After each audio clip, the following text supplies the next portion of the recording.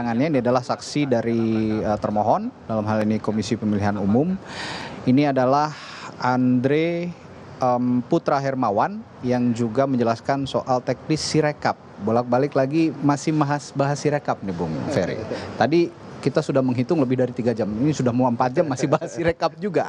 Tadi saya sebelum break masih ada pertanyaan yang mengganjal soal jika memang KPU tidak menjelaskan esensi-esensi pertanyaan dari pemohon dari 01 dan 03, dalam hal ini pemohon 1 dan pemohon 2 begitu. Soal bansos, pencalonan wakil presiden dalam hal ini Gibran Rakabuming Raka, dugaan keterlibatan aparatur negara. Ya, tadi saya sudah tanya soal implikasi, tapi apakah ini menjadi penilaian khusus jika memang KPU tidak menjelaskan dan akhirnya mahkamah memberikan keuntungan juga untuk pemohon? Ya, tentu segala dalil pemohon yang kemudian bisa dibuktikan oleh pemohon akan menambah keyakinan hakim. Sementara upaya menjawab atau mengcounter seluruh dalil dari pemohon tidak dilakukan oleh termohon, tentu itu akan merugikan termohon. Jadi bagi kita yang melihat juga begitu, yang dibahas apa, yang dijawab apa, kan begitu. Kalau berbeda antara apa yang didalilkan dengan jawaban termohon, tentu akan merugikan termohon itu sendiri. Dan bahkan kalau kita lihat barusan soal Sirekap, apa pentingnya ini membahas dalil pemohon? Kalau ujungnya adalah pernyataan saksi yang mengatakan tidak perlu tidak perlu khawatir dengan Sirekap karena memang ini teknologi yang jangka waktunya pendek dan juga tidak akan mampu membuat perimbangan hasil karena berbeda sumber daya di masing-masing daerah untuk mengelolanya. Pertanyaan besar, ngapain ini kita tetap bahas? Dipakai? Kenapa dibahas ini?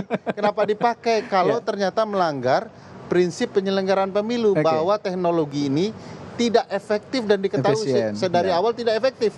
Ya harusnya ini sudah di drop begitu ya, termasuk di sidang MK kalau ada pernyataan-pernyataan seperti itu. Tapi begini Bung Ferry, tempo hari kan beberapa advokat dari tim 02 ya dari Prabowo Gibran bilang ini sebenarnya gugatannya salah kamar katanya, bukan ke Mahkamah Konstitusi tapi ada yang harusnya ke Bawaslu dan DKPP dan sebagainya. Tapi melihat kesaksian lalu juga keterangan ahli-ahli yang dihadirkan, termasuk soal Sirekap yang hari ini dijelaskan, apakah jadinya kalimat salah kamar itu jadi terbukti kira-kira? Wah, kalau menurut saya apa yang disampaikan kubu kuasa hukum 02 kebanyakan terlalu pede atau menutupi. Ini bagian dari strategi ya. Bagian dari strategi. Karena kalau kita lihat misalnya kalau ini soal TSM yang mereka permasalahkan harusnya ke Bawaslu. Satu, secara undang-undang tidak ada satupun ketentuan undang-undang yang melarang Mahkamah Konstitusi membahas yang sudah dibahas oleh Bawaslu atau belum dibahas. Kedua, yang nyiptain konsep kecurangan pemilu dibongkar dengan TSM siapa emangnya? Bukankah itu Mahkamah Konstitusi? Iya, sebelumnya Mahkamah Konstitusi. MK pula yang dilarang untuk ini. Yang ketiga yang penting bagi saya di dalam proses persidangan ini perlu dibongkar oleh Mahkamah Konstitusi adalah kesadaran pemohon Capres 01 dan Capres 02 serta publik bahwa keterlibatan penyelenggara dalam kecurangan. Jadi jangan kemudian pihak-pihak disuruh datang ke penyelenggara yang diduga curang, padahal orang berharap mahkamah membongkar praktik curang yang dilakukan oleh penyelenggara. Jadi bagi saya kuasa hukum sedang bermain di ruang publik psikowar ya, perang psikologi yang menurut saya bisa saja akan merugikan mereka.